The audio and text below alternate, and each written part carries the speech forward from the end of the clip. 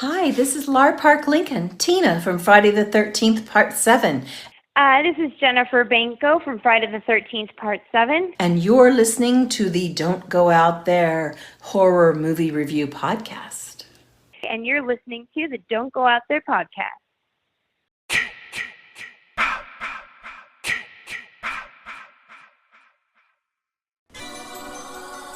In a world where zombies, ghosts, serial killers, and vampires all exist, it's Nico, Brian, Mike, and Dustin, and they are all that stand between you and the films that could end the world. Welcome to the Don't Go Out There Horror Movie Podcast. Welcome back, everybody, to the Don't Go Out There Horror Movie Podcast. Just want to thank all of our fans and listeners.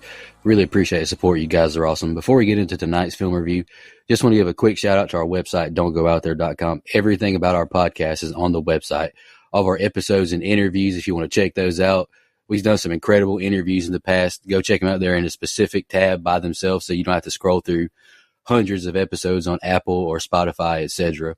We also have our store if you want to grab a shirt, a mouse pad, a hat, all that good stuff. We'd love to see your pictures, rep your favorite podcast. And Shan's Etsy page is also attached if you want to grab a tumbler. All of our social media links are on there as well. Facebook, Twitter, Instagram, YouTube, TikTok. Like us, subscribe us, follow us, all that good stuff. And the last thing I want to shout out on our website is our Patreon. We call it Blood Donors. We have the traditional monthly reoccurring kind. If you want to support us, help us pay the bills, as we say. Or if there's a movie you want us to review, that option is available as well. Just check out our website, don'tgoooutthere.com. Also, if you haven't noticed, we've recently joined the Believe Network. So there's some ads on our program now. But if you want ad-free content, go check us out on Blood Donors. The ad-free episodes will be available there. We appreciate your support. We hope you enjoy the episode. Happy Friday the 13th, fellow listeners and fans and friends. We appreciate y'all tuning in. We are taking on Friday the 13th, Part 7, The New Blood. We were, when we first started this program, we kind of just started bouncing around doing some things. We picked movies all out of sequence. I know it drove Brian absolutely bonkers, so we finally reeled it in and started doing them in order. And we're on Part 7 now, The New Blood. I'll just give my general thoughts real quick, and then, Brian, you can go. I think this movie's fine. Like, it's middle of the road for the franchise to me, but I still enjoy watching it. Like, I love the look of Jason in this movie. I think this is Kane Hodder's best look and portrayal to me. Some of the kills are okay. And I remember saying this in the original, like, Friday the 13th ranking we did way back when, like, episode 10, 9, 11, whatever, when Dustin wasn't even a full-time host and just joined us. Mm-hmm. I like the concept of a Carrie versus Jason. We got some fan questions about, getting actual Sissy Spacek, which we'll address later. But it's Part 7 of a franchise, and at least they tried something different. Like, it wasn't just another final girl at camp. Like, they did something different at least, and I appreciated it, and I liked it. Now, the ending with the pops jumping out of the fucking lake is terrible. Like, I'll go ahead and Joe Swinford, I know this is your favorite. It ain't my favorite, but it's okay. So I have more nostalgia for this one than anything, just because I've always thought, like you said, even when I was smaller, that this was Jason's best look in the franchise, followed closely by the opening and subsequent closing of Jason Goes to Hell. But, so I've never been any sort of fan, though, of that whole Carrie versus Jason angle. And the movie isn't, to me, a really good film at all, or even a Jason movie. Like, I keep that in mind, though, as I've said so many times on the show, because the fucking MPAA neutered this movie to hell. So we get a pretty bad movie, and then on top of it, not good gory kills, like, at all. So we're left with a mess that, once again, I blame the MPAA for. I mean, they were cool with, some nudity, but no, the kills. I think it's insane to me. I've always felt like, sidebar, a little sidetrack here, I've always thought of the MPA like I do my old boss, where he was just like on a power trip that he had to have the final say. So I'd bring him a graphic and this is a true story. Then he'd come up with some shit to change about it, and I'd bring it back having literally changed nothing about it, and he'd sign off on it. Like, that's the MPAA to me. But honestly, any sort of points this one gets from me is pretty much solely based on nostalgia and the look of Jason that always kind of gravitated me to it on those TNM video shows back in the day. But as far as a movie, bleh. Yeah, I hate it. I just don't think it's a good movie. This is all right. I've been critical of this movie for a long time. I just don't think it's very good, and the Timu Carey stuff doesn't help to me. It's full of bad acting, generic characters, and tired tropes. It's also not my least favorite in the franchise, which is crazy. Like when we did the ranking, I had it third to last, and I had Jason X and Jason Goes to Hell below it. Honestly, I'd probably move Jason X above those other two. Anyway, shout out to Terry Kaiser. Man played football at Kansas and then went on to be Bernie in Weekend at Bernie's. Not bad, Dr. Cruz. But to me, this is more of a Tina movie than it is a Jason movie. And that bothers me. And I saw something that just producer Barbara Sachs had, she wanted this to be the most acclaimed Jason movie in existence, and she even had dreams of this one winning an Academy Award. And to that I say LMAO, because no way in hell. The acting alone in this movie, across the board, really, would get this movie barred from any kind of Oscar discussion. I just don't think it's good. I had no idea that was Bernie from Weekend at Bernie's, dude. That just blew my mind. Well, I was like, I've seen this guy somewhere. So, of course, I went down the IMDb rabbit hole, and I saw that. And I was like, oh. And then I saw that he went to Kansas on a football and theater scholarship. I was like, holy crap. I wish he'd got to play for Mark Mangino, because that was a fat man. That was a good Kansas team, though. He had a good Kansas team. He did. They got up to, number 2 in the nation or something like that. Shout out to Aqib Talib. Yeah, they went to the Orange Bowl, didn't they? And they played, Virginia Tech or something? Yeah. Dude, that's when college football was good, man. Like, I don't want to get off a tangent, but, man, that was a good time. Yeah, he's a big fella. I just showed the guys a picture of Mark Mangino, and it took up my entire camera, so. What would Scott Steiner say about him? Exactly. This fast son of a bitch. Anyway. Oh, and shout out to Laura Park Lincoln, friend of the show. We had an interview with her as well. R.I.P. to her. I believe, I don't want to say this with 100% certainty, but I believe if she had some kind of cancer is what took her out, unfortunately. So rest in peace to Laura Park Lincoln. Appreciate you coming on the show way back when. And she was one of the first ones that gave us a chance to come on the show, and she didn't have to do that. So yeah, that's really awesome. She was really one of our earlier guests. Yeah. And I said the acting across the board, she was the highlight to me acting wise, though. Her raw emotion that she showed was pretty good at times. But the rest of the acting. It's an 80s slasher. You're not going to get the best acting. It is what it is, Yeah, sure. Okay. Jason 6 had better acting. Yeah, you know where I'm coming from. Though, 80s slashers, you're not getting Jack Nicholson in The Shining. You know what I'm saying? No, but that's just what makes it so funny about Barbara Sachs saying, "Oh, I have Oscar dreams with this one." Yeah, it's like come on now. Yeah, I have dreams of dating Madeline Klein, and then I woke up. Fresh on your mind. That reminds me of Cat Williams when he's talking about Ice Cube's pay, and he's talking about going to a Goodwill thrift shop, and he's like, "Look at all this cheap ass shit." It's like, what you expect? Go ahead, Brian. I'm sorry. All right, y'all ready?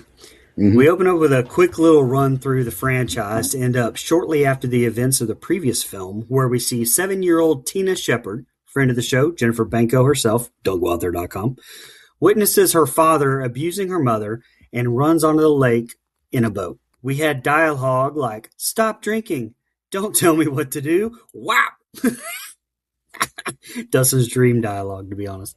He had a point. I'm just kidding. When John tries to retrieve and apologize to her, we see Tina's dormant Carrie-like power awaken, and she accidentally collapses the dock on him, causing him to drown. We get a pretty drastic timeline fuck up here, too. As we get that 10 years later, putting this, by the way, from the Friday the 13th wiki timeline in the late 90s, almost 2000s. It's like 1999 when this is supposed to take place, which is hilarious given literally everything 80s about it. I don't know why they didn't just set the opening in the 70s. That's fucking asinine. But anyway, 10 years later, Tina's heading back to the scene of the accident with her mother and therapist, Dr. Bad News Cruz, which sounds like a great 80s WWF wrestler name. Cruz is trying to help her with those mental issues, but this also would have made more sense had it not been 10 years. But anyway, we meet the throwaway teens next door. The cannon fodder include Nick, who instantly becomes smitten with Tina. It must be her long pants and long-sleeved shirt she was wearing in the 100-degree weather. We also meet the spoiled socialite Michelle, who also has her eyes on old Nicky boy. And back at the office of Bad News Cruz, he tries to incite Tina to use her telekinetic powers by use of his powers of being a dick. And we end this set of scenes with Tina yelling, "It's bullshit!" and lighting the matches. Let me ask you something. Shout out to Shane. Does it say on screen that there's a 10-year gap, or is that just in the Friday wiki? Because I didn't see that. I know the timeline is confusing. I thought it said that on the screen, but maybe I was wrong.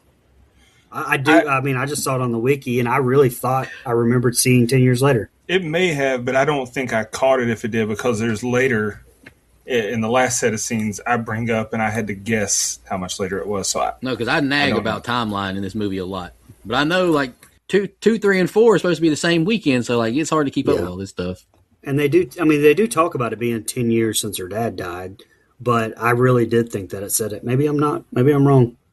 No, kind of makes us look like fucking idiots for not seeing if it was on there or not. A professional podcast company. My cut, it said it. I guarantee it.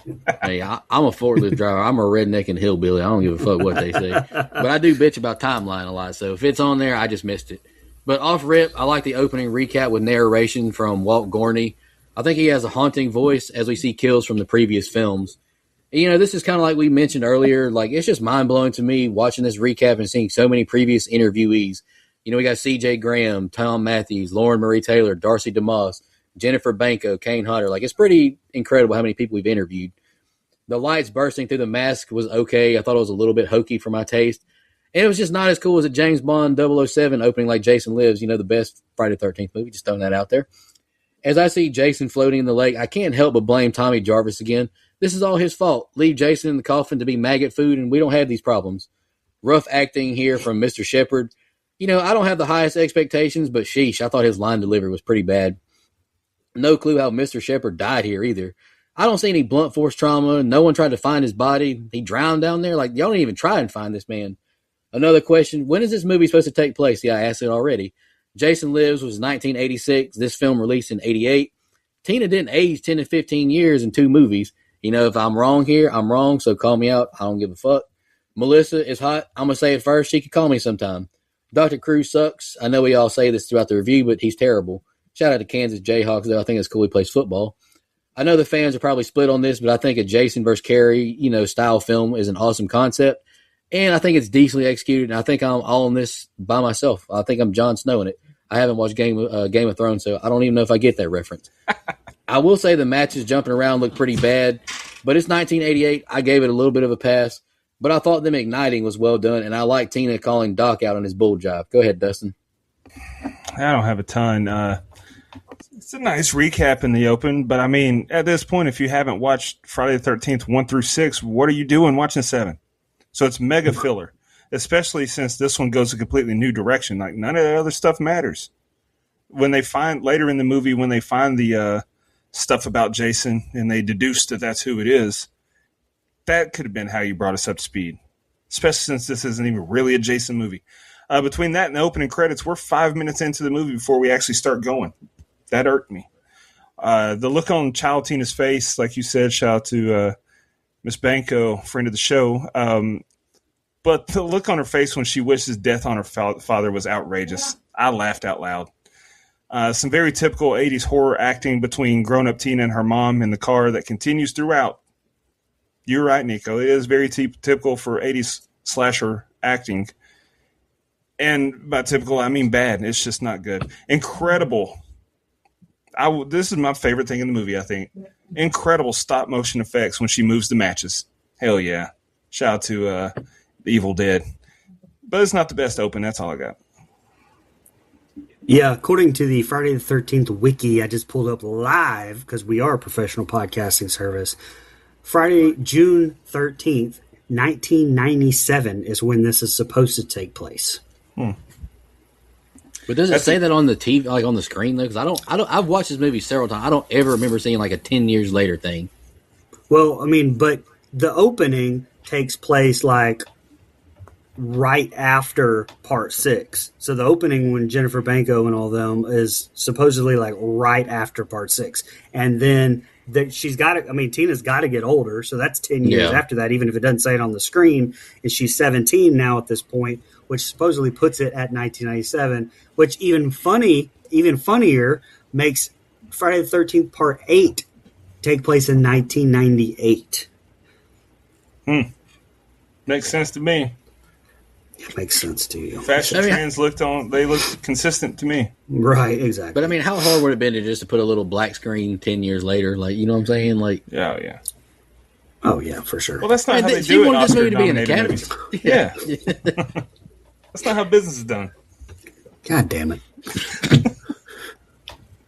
All right, now we're talking. Hold on.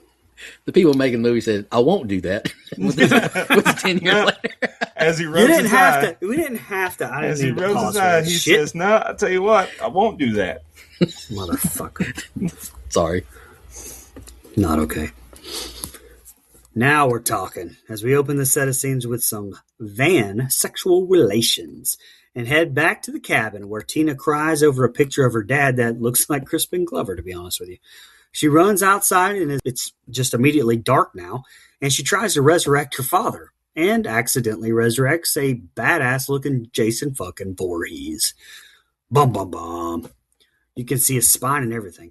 Great work to the effects team, which I'm sure the guys will touch on here. But we jump to some more cannon fodder teens, Jane and Michael, whose car is broken down, and Michael is beat. And like he says, woods is woods. He just wants to stay right here, 5 feet off the road.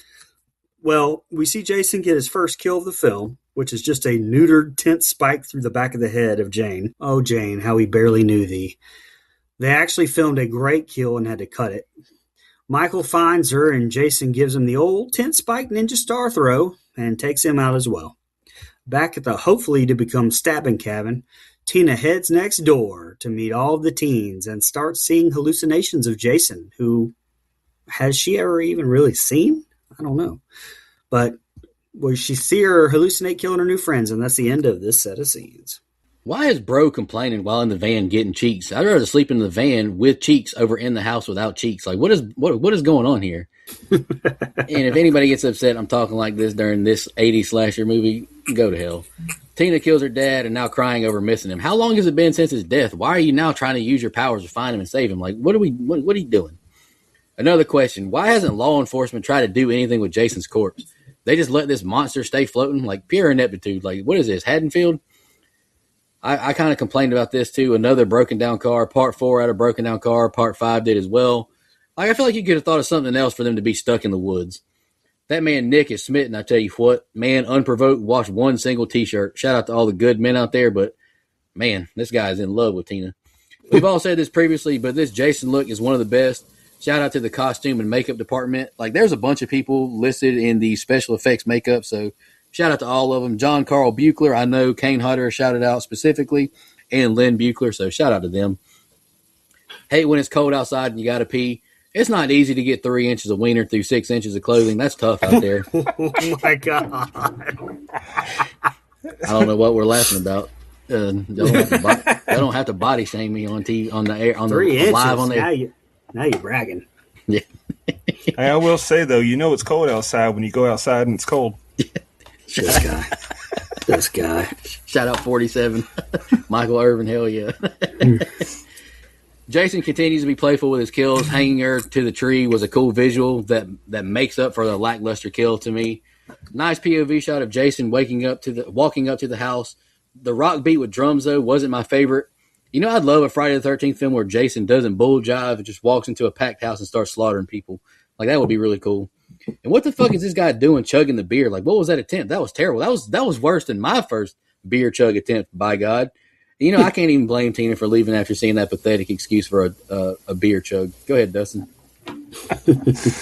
Oh, I'll never forget. My man took off his shoes to shotgun a beer. That was so. Anyway, Hey, you can't get your shoes dirty. I know, but it was just funny. Did he stab it with that Apple card? Because you know that thing's metal. You were there. That was in the was. parking garage of the game. We were all there. He was there.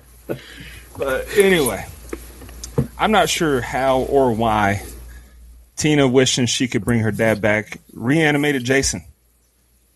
Also not sure why Jason's body was even there. Because, hear me out. Walk with me now. If her dad died in the lake, I'm sure they fished out the body. Turns out later they didn't, but they would have. And that probably means that Jason would have been fished out too. So, boom, movie debunked. It just doesn't work. I will give credit to Jason's look in this movie, though. Like you said, Nico, this might be my favorite look of Jason, too. I mean, it's up there. And I thought Kane killed it. Like, he was great in this role. The missing chunks of flesh and the exposed skeleton that we got to saw, like, it was pretty gnarly. I thought that looked really good. When Michael went to piss, bro, it's just you and your girl. Why are you walking to the next county to pee? I'm guessing she's seen it before. So why did he walk so far off when you're in the woods? It's not like you have to find the right tree to pee on. That bothered me. We get our first kill, but it's basically off screen since we don't see the act. I mean, we see the face, but whatever. We do get a cool look at Jane pinned up against the tree, though. Dumb face and all. And then Michael dies, proving once and for all, Jason greater than Michael. But man, the acting in this movie is just awful, and it's highlighted by the teens at the party. When I tell you I'm shocked that none of these actors or actresses went on to Oscar-winning careers, I had to look it up because I was like, surely they won something. But oh, God. Anyway, this set of scenes was somehow worse than the open. We open up with Tina running back to her family cabin, spots a tent spike in the side of the house. Uh-oh, the same one from her vision. Dun, dun, dun. Back in the woods. Back in the woods. Shane voice. We meet up with two more horny teenagers, and Dan is sent off with blue balls and a Terminator 2 reference to get some wood as the girlfriend strips down and gets ready for some wood of her own in the tent. Dan, who looks like Will Forte playing MacGruber, gets stabbed through his chest with another watered-down kill, filmed and then subsequently cut. Jason grabs MacGruber's machete and heads to the tent, where we get the most memorable kill of the movie, where he pulls horny teenager that looks 30, number 4, her real name is Judy, out of the tent and slams her ass against the tree, breaking every bone in her body in the sleeping bag. Back at the cabin, we learn everyone is there for a party for the dude, Michael, that we saw earlier get killed with the tent spike, and see Tina and Nick shooting the shit. Again, jackets, long sleeves, also sunbathing. So I don't know what the fucking temperature is at this goddamn lake, but here we are. They kiss, and we see Melissa sees it as well. So we're on the same page that Amanda is fucking Dr. Cruz, right? Anyway, more teen shit happens, we're led to believe. But honestly, this is like a fucking 35-year-olds being at the lake for their 1-year-old's birthday party. Trust me, I know. Throwing the old football, grilling some meat and veggies. This is not late 80s teenager shit until the marijuanas is brought out. There we go. Another run-in with Melissa, though, and Tina runs off, and holy shit, it is suddenly nighttime again. What the fuck happened to the rest of the day? Well, we cut back to the teens, Sandra and Russell, and it's skinny dipping o'clock as Sandra frolics into the lake, and Russell takes a neutered sledgehammer kill to the face. As we cut away and see Sandra coming up for air, as Jason has now magically teleported under the water and pulls Sandra into the watery depths below. Yeah, Melissa says, let me tell you about women. No, we let Dustin tell us about women because he's funny with it. This guy Dan says they have no wood while in the fucking woods. Let me tell you something. That ticked me off so much. Like, what are you talking about? You don't got no wood. You're in the fucking woods. You ain't got no bread at Subway. What are we doing? No clue how Dan doesn't hear Jason loafing behind him, but the hand through the heart and neck snap was a pretty nice 1-2 combo of a kill. Hot take, and this is a very big hot take, but this sleeping bag kill is overrated as hell to me in the franchise. Wow. I know it's neutered from what it should be, but it doesn't even make sense. He hits her legs and feet against a tree, and her face is bloody. All right, man, give me a break. Like, whoa, really? I didn't even see that. So he hit the wrong part? Yeah, he Oh, grabs her by man. the entrance, like where her head would be, and then slams like her feet against it. Oh, That crap damn. ticks me off so It does. much. Thanks for you just ruined the whole fucking kill for me. Yeah, it's the least favorite kill. Like, bring it on, Friday fans. Tina leaving some truth out with her dad dying in the lake. Unreal, like just lying blatantly like that. Nick takes 5 steps into the woods to explore what that noise was. We got a real detective here, I tell you what. Tina went from you want to avoid a crazy gal like me to let's suck face real quick. Dustin, I need you to touch on this kind of mentality, please. I complained about this during our Resurrection review, but this movie's IMDb is ticking me off. Why do none of these actors or actresses have any pictures, damn it? Like they were in a movie, put one of their pictures up. I don't even know who these people are. Melissa is the definition of a mean girl, but it was cool how Tina broke her necklace. As soon as I seen that, I knew not to mess with her anymore. Love how Nick appeared out of nowhere while Tina has been looking for him exclusively in this house. Like, as soon as she leaves, there's Nick. Like, come on. I commend Sandra for admitting she liked Bro for his money and wasn't playing games with him. Hey, at least she kept it 100. Russell pissed me off with his lack of survival instincts, but just based on how he was dressed, I'm not shocked he had no survival instinct. Jason willingly swims in the water, but I'm supposed to believe he's scared of water. All right, Freddy versus Jason Riders. Don't take me off again. Weak kill on Sandra, but I thought it was still an okay set of scenes. I'm still entertained for the most part, and I feel like I'm alone saying that.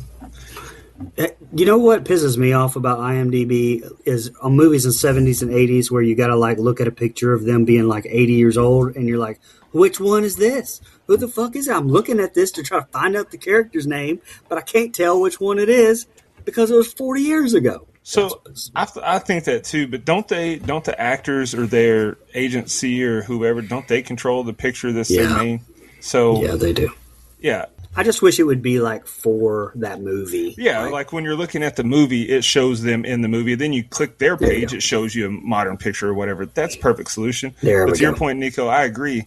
So to the actors and actresses who aren't IMDb savvy and haven't updated their profile, IMDb should step in and do it. Come on. There you go.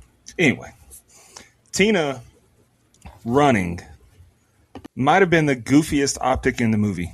The way she flailed her arms when she ran looked like Phoebe from the terribly overrated show Friends running. And what's her name? God dang, who's the main girl in Scary Movie 1? Anna Faris. Yeah, but what was her character's name? Cindy. Yeah, whenever she runs away from fake. Yeah. Basically, it's like if Phoebe and Cindy had a baby, it would be Tina. Buddy going to get some firewood. Let me tell you, he is no wood chopper from way back. I can tell you that much. Who uses a machete to chop wood? Where they do that at? Come on. His old lady getting ragdolled against a tree in her sleeping bag, though, I disagree, Nico. It was awesome. I completely agree with you that it was wrong because what they should have done is, I don't know how they could have fixed it, because if you picks it up from her feet, then her head would be exposed because that sleeping bag wasn't zipped up all the way and closed. But I picked up on that too. I'm here to tell you, though, I simply do not care. It was awesome. The original kill was Jason supposed to bash her like repeatedly, but it's just one little quick, slam. Well, did you read? He was having trouble. That the dummy they put in the sleeping bag was filled with blood. It was 95 pounds, and he was having trouble swinging it, and he was all tuckered out. So Kane was having a tough time filming that scene. Sounds like he's got soft hands, brother, and they should have brought C.J. Graham back. I'll tell Kane he said that. He'll choke slam you. He already tried. He don't want these problems. Tina dropping the bombshell that her dad died in the lake and then walking off was hilarious. Like, she threw that info like a grenade. My dad died here. See ya. Like, it reminded me of Lloyd Christmas when he walks out of the 7-Eleven. He's like, big gulps, huh? See ya. What are you doing? And then her telling Nick that he's probably just another delusion. That was also funny. She is trying her best to scare him away. But Nick, just like me for real, not concerned with a little bit of crazy. I'll see it through. Tina, when you're highly emotional, you'll do almost anything. So in other words, she's a woman. This is not news, doctor. Nick carrying a picture of his cousin in his wallet was wild. Who does that? Like, I get that smartphones have replaced carrying pictures in wallets, but I mean, a dude carrying a picture of his dude cousin, that's weird, no? Like, to me, It is. I don't know. Pretty cool kill on Russell, and then old girl gets dragged under the water, but How did Jason even get in the water that fast and that stealthy? We didn't hear a splash, not nary splash as he got in the water. We didn't see it either. He's just, he's there. I'm still not liking it. Back at the stabbing cabin, Maddie has had enough of not getting any dick. Storms upstairs for a makeover, and we see Jason dragging Sandra's corpse out of the lake, and Nick is deciding to go out into the woods to find Michael, while Melissa thinks throwing pussy at Nick is going to help. Spoiler alert, it doesn't. But it sure gets nerd boy hard. Back at the Shepherd cabin, Amanda ruffles through Cruz's papers and comes to the conclusion that something ain't right here. Meanwhile, we see where Cruz is. He's in the woods walking around, finds Michael dead in a tree. He ski-daddles back to the house where, gotcha, bitch. He catches Amanda going through his VHS porn collection where she accuses him of exploiting her abilities. Tina hears them arguing and hears her ass is going back to Arkham Asylum. That's a Batman reference, Nico. And she grabs the keys to the 80s Oldsmobile, in 1999, and takes off. She sees another vision of Jason killing her mother in the middle of the street and crashes straight into a tree. We cut back to Maddie, who has put on makeup and taken off her glasses and goes out looking for David. For the love of God, she just wants some penis. Can anyone help this girl? She aimlessly wanders through the woods, shoulder pads and all, when she realizes she doesn't have her earring in. Somehow, she knows it just fell off in a huge expanse of woods and finds it just in time for a body to fall from the tree. That's some crazy coincidences. She can't see, but somehow manages to find her way into a barn where we see Jason stalking her through a glory hole in the side of the barn. And we should have ran it a little bit longer, but that's where it ends. Yeah, Melissa doesn't get the hint at all that Nick doesn't like her. She's got those "I want his wiener" eyes, and it shows. I'm not really comfortable, Brian, with how much we're saying this kind of content, but maybe we'll be done with that. Poor Eddie getting led on by Melissa. I know bro's mind is blown, but he's falling for a dangerous game here. Dr. Cruz picks up the murder weapon just long enough to get his fingerprints all over it and runs off. Smart thinking, Doc. Like, what are we doing here? Miss Shepherd finally catches the doc for being a mischievous animal using her daughter. And Tina, of course, conveniently overhears the conversation at the right time. Good for her, though, getting the hell out of Dodge. But, of course, she wrecks the car after seeing spooky visuals. I think this is like a horror trope that we don't mention enough. Like, it's kind of played out. Maddie is rocking the hell out of that 80s big hair, you go girl. But apparently it's not the 80s, it's the fucking 90s, so I guess I'm wrong here. No clue why she gets all dolled up to go outside without her glasses. She can't see without her glasses. Yes, I have seen that movie. It's called My Girl. It's a good one. Give me a break with Russell's body falling from the sky when it did. Like, that's just a cheap way to have Jason appear. I wasn't a fan of that. But to me, the set of scenes is just on pace with everything else. I think the movie is just fine for what it is. To be fair, Nico, you're right as well. Like, it's still 80s hair, even if it is 1997. Yeah, and I thought you were quoting Velma from Scooby-Doo, not My Girl. But anyway, bro on the couch has never heard the expression, act like you've been there before. You kidding? You really think I'm cute? Come on, bro. You were on the goal line. Punch it in. Big surprise that Dr. Cruz has ulterior motives. I just don't care. We're over halfway through this. And like I said, this is a Tina movie with a few Jason kills sprinkled in. They have not, and maybe it's a personal thing, maybe it's me, my fault, but they have not made me care about Tina and her whole therapy subplot. Yeah. Then that one girl, you're going to hear me say that girl, that guy a lot, because I did not care enough about the characters to catch their names. And some of them, I'm pretty sure they didn't even say their names the entire movie. I'm not sure, but the one girl that tried to have her own "she's all that" moment. But I think it was the least effective glow up in cinematic history, respectfully. That's Maddie. And then she loses her earring and ends up in Jason's shed. Okay, I don't have much here. Was that a shed? I called it a barn. Fuck, I don't even know. It's a she shed. I don't know. She shed. We open up here and see Jason kills a very quiet, hiding Maddie. I'm just kidding. She wasn't quiet at all. She was loud as shit.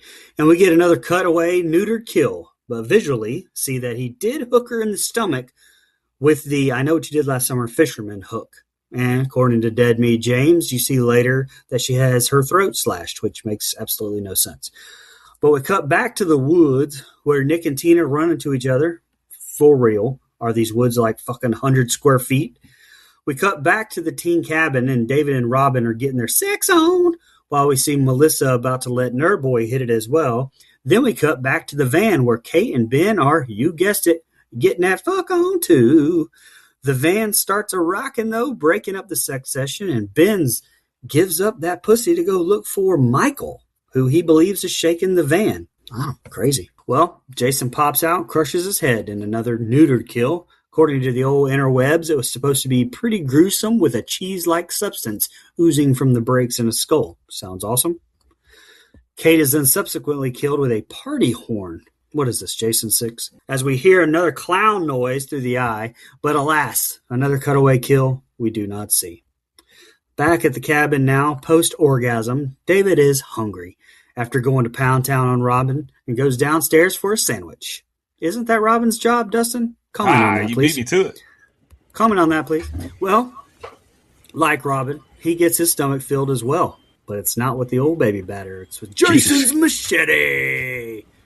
We cut back to Tina and Nick, who enter the office looking for her father's pistol, where she finds the stuff Cruz was hiding, including some nice Crystal Lake scrapbooking, and oh yeah, a gun as well.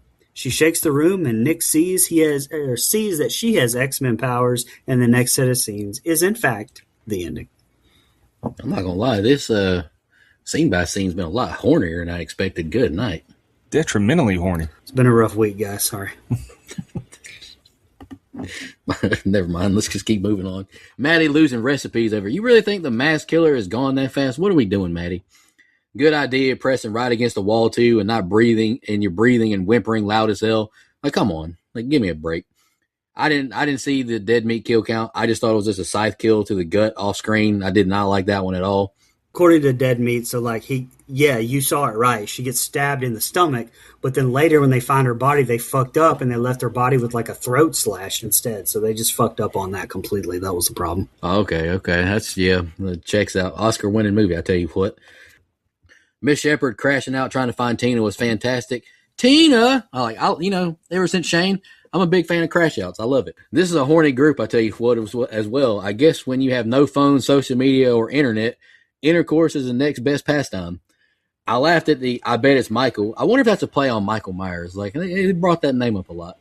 Not going to lie, I actually don't hate Ben's kill. I like the head crush by brute force. Just show off how strong Jason is. Wish more of it was on screen, though. Party toy to the eye. Didn't like that one at all. Melissa giving Eddie a horrific set of blue balls. This chick is diabolical. My goodness, what an evil person she is. Can anyone tell me what date with a soap on a rope means? Is bro going to use soap to whack his wiener? That sounds painful if so. Like, I don't know what that meant, but it was diabolical. Yeah, like burns? I think.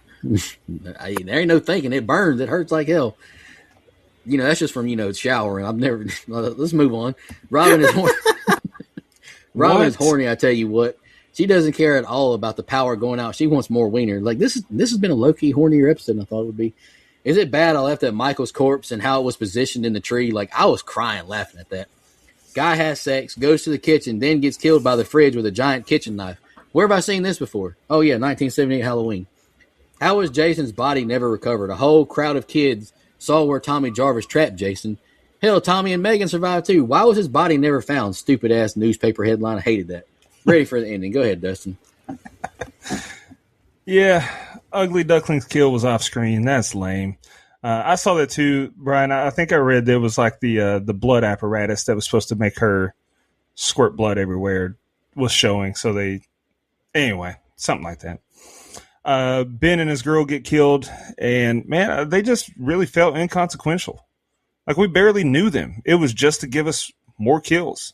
So that's why I'm saying I just didn't. There's no depth in any of these characters. Did not care. The one guy gets turned down and says some of the most cringe stuff I've ever heard. There is no wonder he couldn't seal the deal. I was embarrassed for him. Nick and Tina find Michael, and yeah, that's got to be tough. Nick had his picture in his wallet. He was obviously in love with him. The kills are rolling in now, though. A lot of people who I didn't care enough to learn their names get killed. Cool. And we're nearly 59 minutes in before we hear Jason's name mentioned. That's odd for this franchise. And just saying his name is enough to give Tina a house-shaking O. That's wild. I'm ready for the ending. While shaking O. Don't call me out for my horniness. I abbreviated. You've been saying the word orgasm and Hershey squirts and all kinds of stuff. It was wild. Hershey squirts. Maybe I should beep that out. It's funnier when it's beeped out. I forgot to mention last set of scenes, but Nerdy Eddie couldn't finish the job, or as Dustin eloquently put it, seal the deal with Melissa. So he got kicked out in his whitey tighties. And we see her sneaking out of here at the start of this as he goes through all the Michael's birthday gifts. What an asshole. Well, he's rewarded with a machete neck stab from the man behind the mask. We cut to Robin, who is still wondering where that fucking sandwich is, I guess, and Jason tosses Robin out of the fucking window. How about that? Back to the woods pretty quickly. Jason has teleported to where Amanda and Cruz are, and Cruz holds her steady so Jason can stab her with his spear, which sounded dirtier than a minute. Nick has now split up from Tina, I guess, and back at the cabin where he finds Melissa, and then we cut back to the woods where we see Jason kill Bad News Cruz finally, but this time with a weed whacker with a metal blade. Somebody needs to tell him you can't use that, by the way, on your home. You may accidentally cut a wire when you're cutting around those hard-to-get areas around the house. But anyway. Well, blah, blah, blah. We finally get Tina versus Jason. And admittedly, Jason looks fucking great in this badass shot from the director here showing these two finally face off. She uses her powers to get the rape vines from the Evil Dead to wrap around him and then runs back into the cabin where she finds Nick and Melissa. Well, surprise, motherfucker. Voorhees is back and quickly axes Melissa a question, tosses her across the room. We then get Tina versus Jason part 2, and man, it's bad news for Jason as she pretty much does everything she can to the Deadite Voorhees. And we get some pretty cool effects and spots as Hodder sells a lot of this just fantastically with the stunt work, including a record-setting burn stunt that Hodder touched on in his behind the scenes. I'm sure the guys will touch on too. But the mask breaking in two is also, I thought, a great visual as they did so good on the full body underneath suit for Jason as well. All goes well right up until one of the dumbest endings in franchise history as we see Tina summon her dead father, who doesn't look anything like someone who has rotted under the water for 10 years, to drag Jason under the water as well. Unreal. Yeah, bear with me. I got the most on this set of scenes. Good night. I got a lot of reading. So if y'all want to hit that 15 plus button, I don't blame you. Eddie with a very thorough, quick kill, machete right to the neck. I like that. I feel bad for Robin. She's stoned out her mind in a dark house with spooky shit going on. This sounds like a recipe for disaster and like the worst thing you could go through, honestly. Hate the cat jump out of the closet scare. So dumb. How and why would a cat get locked up like that? How would you not hear it from the get-go? Not a fan of Robin's kill either. The out the window has been used enough, and her legs flailing, her clunk on the ground. It wasn't well executed. And if you didn't hate Dr. Kaiser enough, he really becomes the worst. Leaves Miss Shepard on her own, then grabs her, preventing her from escaping, then uses her as a shield. Like, what a horrible dude. Nick with some more terrible line delivery, yelling out for the others. No clue how Tina didn't notice the blood all over Kaiser from the get-go. Like, it wasn't discreet at all. Like, how did you not see it? Almost a don't go out there shout out from Kaiser. So close, but we do get another one later on. How Jason found this tree saw blows my mind, and how Kaiser wasn't able to escape blows my mind even more. I'm glad he's dead, though. He's the worst, but I wish it was more on screen and more graphic. Poor Tina saw her dad's death and finds her mom's corpse. Like, that's a tough life. Like, good luck recovering from that mentally. Why is Kate's body way out in the woods? Why are all these bodies out in the woods? Jason killing some free time? Like, what are we doing out here? Hot take, but I like this Jason versus telekinesis stuff. I know I said this in the past, but this is movie 7. Like, I appreciate them trying something different here with the final girl and her having powers. I think it's funny as hell to see Jason have a couch tossed at him and then a potted plant with a head in it to headbutt him. Like, it might be ridiculous to some people, but I laughed at it. I thought it was cool. Don't go out there, shout out. Love that. Melissa with a great kill. No clue how they didn't see the Jason shadow walk through the window, but hey, it was a good kill. Axe to the head and thrown over the TV. Hell yeah, brother. Hell yeah. Gnarly stunt with Jason getting hit in the head, then falling through the stairs. Like, shout out to Kane. Like, I don't think anybody can say he doesn't love the character the most. I don't know if he's everybody's favorite Jason, but he definitely loves the character the most. Nice that Jason doesn't grab through the stairs from below and exits out the wall to attack. I like that touch. I thought that was nice. Jason got a face only Pamela could love because good night, he's an ugly sumbitch. Tina is resourceful, I tell you what. Hanging him with an electrical wire, then dropping him into the basement. I thought that was smooth. Jason grabbing Tina into the basement, I did like. That's smart, and it happened quick, no bull jive. Tina continues to be smart with power, shooting nails at his face, dousing with gasoline, then lighting him on fire. Nick has a gun and does next to nothing with it. This has to be the weakest ally to a final girl ever. Holy shit, he's terrible. This ending is straight booty cheeks as well. Tina's decayed dad jumps through the dock to catch Jason. Are you fucking with me? That's it. Garbage as hell. Very mad ending to a unique take on a Jason flick. I thought it was okay, but the ending was god-awful. Yeah, I've got the most here. I think I've got more in the ending than I did in the rest of the movie combined, so bear with me as well. Another kill on the couch here, but not only did I not care about his character, I enjoyed the kill because bro was so cringe. Like, he was making my skin crawl, stuff he was saying. Then a stupid cat jump scare. Have we seen a cat all damn movie? Not that I can remember. Get out of my face with that. Strong contender for my favorite kill after that when Kane chokeslammed the girl out the window, simply because I wanted to say that Kane chokeslammed someone. I love that Jason has a scythe when he finds Tina's mom and Dr. Cruz. Why not? Where'd he find it? Who cares? We get the typical realization that the one person who knew the truth but was doubted is suddenly discovered to be right all along. And then Dr. Cruz displayed a true belief in women and children first when he used Tina's mom as a shield and let Jason kill her. You know, I respect that. You want equality. Okay. Remember what I said about the scythe? Well, now he's got a weed eater. Man must have raided an Ace Hardware before this movie. I need to go back and look. Is this the most different weapons that Jason has used in a movie? He used a machete. He used an axe. He used a chainsaw or a weed eater. He used a scythe. Like, this is crazy. I don't know about that, but I did see that this was the first and only time, if I'm not mistaken, that he used a motorized weapon of any sort, which was that weed eater. Yeah. Which, shout out those. Those are, you're right. Those are not good to use around the house, but if you've got some brush you need to clear, my God, they're effective. I'm glad Dr. Cruz got to experience it too. He sucked. Like, what a scumbag. Tina goes running through the woods and finds all the kids who learn their names, but somehow she remembered. Oh my God, it's Michael. Oh my God, it's character number 4. How did she know their names? She spent less time with them than we did. Facts. Very I can't remember names for shit. Yeah, like, I met 3 new people today and I couldn't say their names right now. Anyway, very menacing shot of Jason when they have their stare down. I can't lie though. It annoyed me how Little Miss, I can't control my powers, suddenly could control them with ease and tried to electrocute Jason in a mud puddle. I don't know. Jason jumping through the window like the Kool-Aid Man on crack always makes me laugh every time I see it. He's always so deliberate with his movements, except for that one time. Like, he had some get up to him. I also laugh when Jason gets CTE from the potted plant that Tina throws with her mind. That's hilarious. And you guys said it. Nick does give us a shout out at 1 hour, 16 minutes, and 44 seconds. Nice. I'm glad that that annoying snobby blonde got it next. She sucked as well. I thought the point of these movies is to make us feel bad that Jason's killing all these people. These, I'm like, good. He sucked. She sucked. Okay, next. Another hilarious spot where Tina knocks Jason in the face with the light fixture and he falls down. Or falls not down, but through the stairs. All I could think about was when Kevin McAllister swung the paint cans. Like, how funny would it have been if Harry and Marv fell through the stairs instead of down? Yes.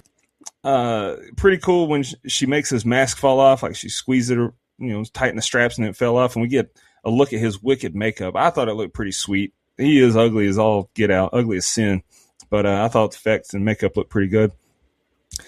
In their basement showdown, though, I feel like a lot more gas got sprayed everywhere than that fire reflected.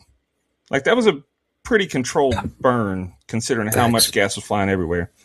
It was one hell of an explosion, though. I think it set the record for the longest on-screen control or burn or whatever, 40 seconds. Yeah. That's impressive, so I'll give him some props for that. And Kane's actually got some battle scar burns on his neck from it. Oh, wow. And the ending, it was just incredibly hokey. She summoned her dad to save her hide, and he didn't look like he had been in the water for more than a few minutes. Definitely didn't look like he died 10 plus years ago or whatever it was. So come on. It's just not a good ending, but it's fitting for not a good movie. All right, let's jump into our social media comments and questions. I will do the Instagrams. K Scanlon 653 commented, "Do you think if they had actually secured the rights to Carrie and were able to do a proper crossover, that it would have made for a better film than the Temu version we got?" No. I think so for sure, because I like the movie Carrie. Sissy Spacek is iconic. It will be kind of one of the earlier versus movies, so it would be better than this. I mean, whether you like it or not, I don't know. So I have questions about that though, because in doing my research, my fun facts and stuff, I read that Carrie was never an actual plan because they knew that, I guess Paramount knew that MGM had the rights to Carrie, and this was always the plan when the Freddy thing fell through. So I don't know. I'd like to ask. Nah, I wouldn't like to ask. I don't care that much about it. I'm just going off thoughts and prayers right now and vibes. You know what I'm saying? No, I feel you, and you're good. It's just I'd always heard that. Like I'd always heard this was supposed to be Carrie, but then I read that, and I don't know how much truth there is to it. I don't know. Yeah, no, I'm with you. Niece _ 384 comment, "Who picked this film? LOL. You guys should have done the best one, part 6. I agree with that last part, but we did part 6 way back when. Yeah. Yeah, And go the last listen thing- to it. I think that was I was on that One episode. of Was yeah, I both you were. Was I a member? Was I a co-host at that point, or was Not that just, yet. I didn't. Not Yeah, yet. I didn't think so. Your debut was what, The Descent or Final Destination 2, something like that? Saul. It was Saul, Saul. I think. Or was it the think so. Crazies? The Episode Crazies was 30. early on. I don't know. Yeah, I think it was Saul, and it was like episode like 33 or something like that. I don't. Yeah. It was in them 30s. And the last thing we got is from Optional 13th Ghost. Love the name. I will always say that. "I'm sorry, but I still can't get over Ghost Dad rising up out of the lake to fight Jason. Hey, us three, we're on this together with you, brother. This is terrible." Yep. All right, I got X, the artist formerly known as Twitter, pulled up here. Eric said, "Getting 2 drops this week, LFG." Yes, sir. Of course, we've got our normal weekly review coming up as well. Andrew Ferguson said, "My biggest complaint was that it followed Jason Lives, but it didn't follow Tom McLaughlin's style. Not having Harry Manfredini as the primary composer definitely brings it down a notch as well." Yeah, I agree. Like, I feel like Tom McLaughlin, not having him is one thing, but just going a completely different direction, it was weird. And then that guy, Millhouse 14108, said, "I'm sorry this is so long. Pause. But this would have been a donor pick for me if I could have chose it. Can't wait for this one." So I'm going to read what he said. "This is unapologetically my favorite depiction of Jason in the entire franchise. Is it the best storyline? Not by a long shot. But when I picture Jason Voorhees in my head, this is the version I see. And I would die on the hill that Kane Hodder is the definitive Jason. He gave the character mannerisms, emotion, and dare I say it, personality. From the heavy breathing to turning his head and shoulders together like a full body tank turret to subtly manipulating the facial prosthetics, Kane absolutely crushed it. As for the film itself, it's basically Carrie versus Jason. Director John Buechler openly admitted the script was loosely inspired by Carrie, just with, quote, different baggage, which somehow makes it both dumber and more amazing. And like so many Friday films before it, the MPAA butchered the kills, which honestly might be the true horror of this movie. The sleeping bag kill gets reduced to a single whack. The axe to the face is robbed with a last-second camera cut. And the tree saw kill, edited so badly you can barely see anything. We go from zero to Dr. Cruz making the facial expression that can only be described as, quote, "I finished and she's still going." And then cut. Cinematic tragedy. I would also like to formally request that horror movies retire the trope where characters wander around aimlessly calling someone's name only to immediately bump into the killer. That routine should have been buried alongside Jason at least 4 sequels ago. Now we need to talk about Maddie. She gets offended when Robin tells her she could use a little touch-up, so naturally she storms upstairs for a dramatic glow-up, looks in the mirror and says, "Need a little touch-up my ass." Bitch, you just applied an entire season of extreme makeover onto yourself. The reaction made absolutely no sense, and I would love to hear Dustin's take on that character choice. All that said, I love this movie. It's pure popcorn fun, featuring the best version of the almighty Jason Voorhees, and I will happily rewatch it many times. 7.5 out of 10. Love the show, fellas. Yeah, that character, I mean, that's just like a woman's logic. You don't tell me what to do. I know what's best. I'll look perfectly fine. Let me take your advice and then claim it as my own idea. Okay. All right, the Book of Faces, we got a few here too. Troy Ray. Friday the 13th, 4, 6, and 7 make a great trilogy. I always skip 5. Oh, baby, notwithstanding. Are there any other horror franchises where you'd remove some of the stinkers in order to make a great trilogy? Yeah, I think there's a lot of them, honestly. That would be a lot to go into. Halloween being definitely one of them. Nightmare on Elm Street being one of them. See, Brian can do that. Me, no, you can't remove movies. You can't. You just can't. You have to take the bad with the good. No, I'm good. Sean Irwin wrote Friday 5 is fine. It's no Jason X, but it was fine. And I called him out because this is not 5, it's 7, man. And we go back and forth a little bit. Michelle Mirza, hell yeah, my dude Jason. Always love to hear my favorite podcast. Thank you, Michelle. Talk about my favorite slasher franchise. Dex Cole said it's a banger. Matthew Heffer, is it me or the lead? Oh, my bad. He was talking about Hellraiser there. And that's funny as shit, so I can't honestly wait to read that. Is it just me or the female lead Cenobite hot? And so Troy Ray responded, it's a man, baby. So I had to read that here anyway. That's all we had in the Book of Faces. God damn it.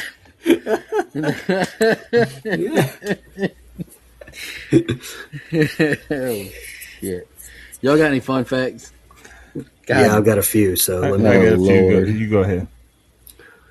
At around an hour and 17 minutes on the special features of the DVD, Kane Hodder talks about a near fatal take that is in the movie.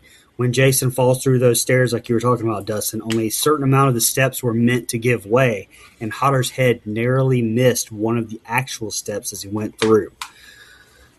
Another one. This is the only, which is, God, this is so bad. It's so sad. It's the only Friday the 13th movie in which primary Jason Voorhees actor Kane Hodder murders characters at Camp Crystal Lake.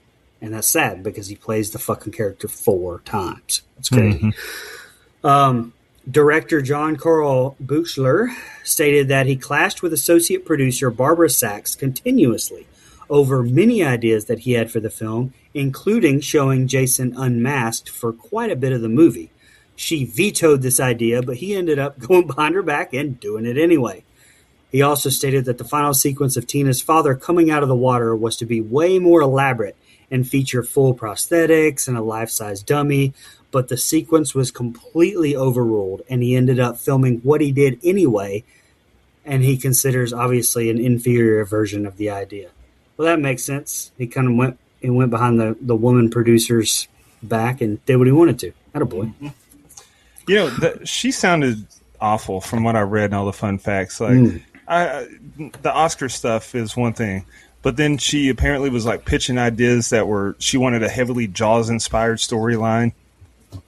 I mean, and Jason, that's crazy. Yeah, it's like I had a boss one time. She got hired as our regional manager who came when I was working at Finish Line, and she came from a baby, like Bye Bye Baby or something like that. She knew nothing about shoes, and she came in wanting to make all these changes. That's what this lady did. Like, I hate it when people get a little bit of power and think, oh, I've been successful, let's do things my way. No, you have to stay true to what you are. There you go. What do you think about Best Buy, Dustin? Best Buy, let me tell you something. I told you already. I went in Best Buy today for the first time in years, just hoping that maybe there would be some relics of the time before, some Blu-rays, DVDs stashed away somewhere. Not a single one. Not a single Blu-ray in the entire store. But don't worry, we got Topps trading cards, Legos, and air fryers. And then I looked it up. What? Guess who their CEO is? It's a woman.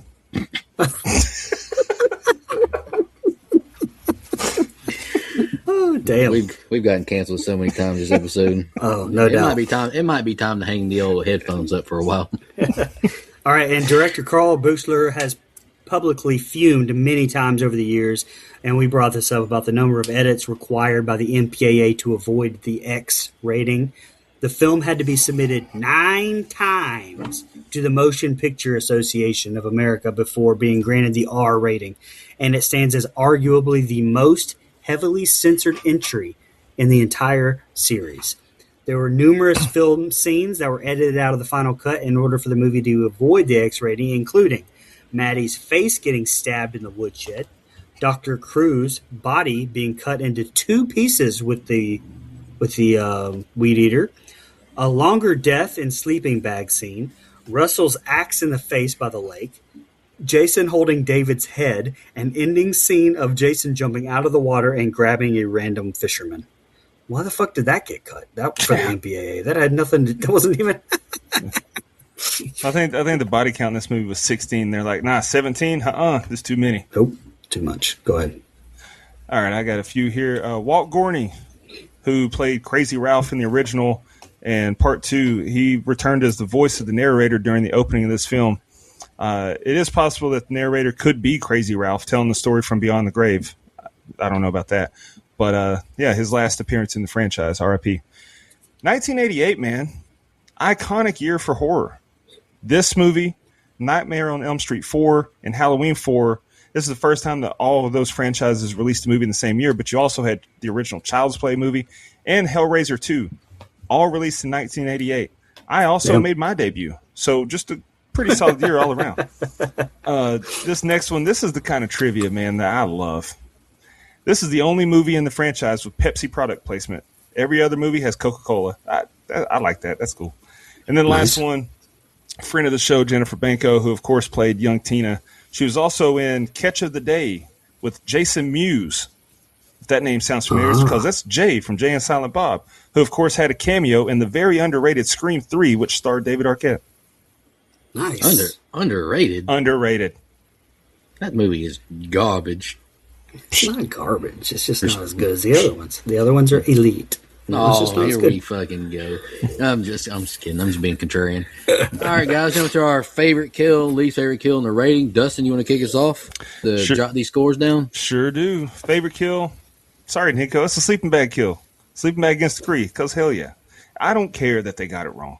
Least favorite kill was the ugly duckling, because not only was that a terrible quote-unquote glow-up, it was also off-screen. Don't like it. As for my final thoughts and the rating, it's a lot of bad with a few goods mixed in. I just didn't care about majority of the characters because we spent no time with them. This is a Tina movie more than it is a Jason movie. I give it a 3 3/4. Whew, I did not expect it to be that look good night. I'll go next. Favorite kill, Melissa. Axe to the face, then thrown over the TV. I loved it. Great kill. Least favorite kill, I'm right there with you, Dustin. Maddie. I mean, it's off screen, side through the gut, off screen. Then she's got a slashed throat later on. Like, what are we doing? Is Jason just hacking at these people after they're gone? Like, come on, man. I think the movie's fine. Like, it's an average of the road Friday the 13th movie to me. You know, many, many moons ago when we did a mailbag episode, they asked what are our 3 favorite things that are about a horror movie or whatever. I said a good portrayal by the villain. I like Jason. I like Kane Hodder's portrayal.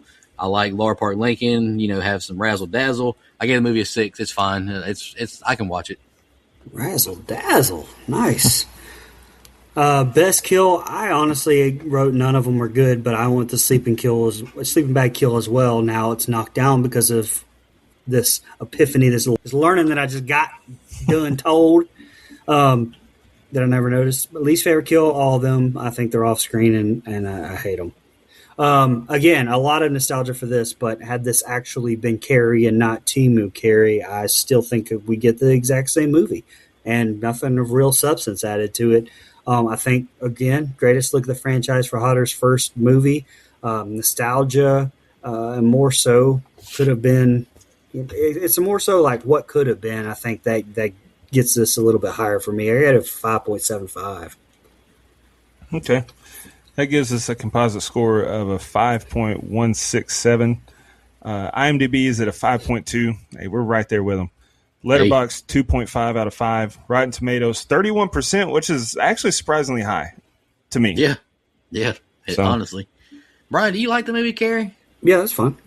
I mean, that's one of the movies. Kind of love it. That's one of the movies fun. Like The Fly. Like how have we not done that one yet? What's crazy about it is that's one that if you ask me if I like it, I honestly can't answer it because it's been so long and I remember so little. I know the premise better than I know the movie, so yeah, I couldn't tell you. Nah, I feel you. All right, guys, any final thoughts on Friday the 13th, Part 7, The New Blood? Right. Bet that up. I'll shout out our blood donors, and we'll get the hell out of here. Legendary blood donor, Dana Tucker. Appreciate you always, Dana. camper level reoccurring, Nina, Michelle Mirza, Steve Schmidt, Matt from the UK. Two of our funniest fans, by the way, those two guys. They're hilarious. Anthony Andrews and Lisa Mucci. We'll just go with both of those names. Camp counselor reoccurring, Edwin Hernandez Gunn, Joe Swinford, Adrian Aiello, Brian Samick, Andrew Ferguson, Brooke Maley, Heather Superdoc, Jennifer Davis from Too Close to Home Pod, Dana Tucker, Cole McAlexander, Max K, Amanda Pettiford, and Death Curse Casey. Said it many times, and I mean it every single time. We really appreciate all of our blood donors. It takes a huge burden off of us to help us pay the bills because it is not free to make this show. So we really appreciate y'all. Happy Friday the 13th. Watch your favorite Jason movie. Leave milk and cookies out for him. Y'all have a good one. Your favorite better be part 6. Good night, Canada. Thank you so much, everybody. I'll see you next week. And in the meantime, take care of yourself. Just want to remind everybody.